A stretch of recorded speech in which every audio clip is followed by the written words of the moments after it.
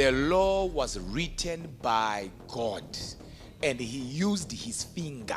Moses just came down from the mountain with the tables that had laws. Watch this now.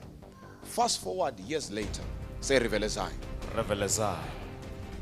The book of John chapter 8 says, and the scribes and the Pharisees came to Jesus and brought a woman. And they said, this woman was caught in the very act of adultery. And according to what? Moses' law, she should be stoned. But the law was not written by Moses. And Jesus said, no problem. He who is without sin, let him cast the first stone. And a lot of you online watching, I know New Life is getting the revelation. You are thinking the people were driven away because of what Jesus said. They were not driven away by what Jesus said. The Bible says, and he said, he who is without sin, let him throw the first stone. And the Bible says he bent down. With his finger, he began to write on the ground.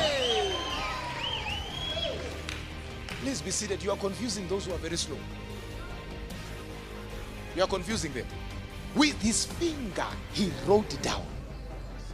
But remember, when we have read in Exodus, the table stones were written by the finger of God. Meaning the finger of God wrote the law. Meaning there was a certain handwriting that the Jewish people were used to.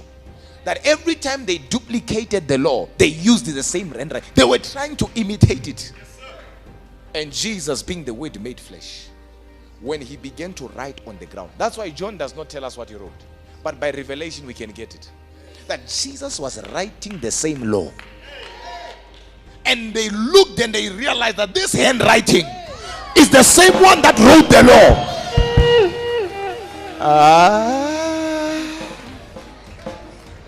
Years later, the stones disintegrated now. They became particles and joined the ground. And when he wrote on the ground, he said, this one is the same one that is on the books, but this one is perfect. This man is the one who wrote the law. And they all disappeared. They said, according to the law of Moses, she should be stoned. Jesus said, no problem.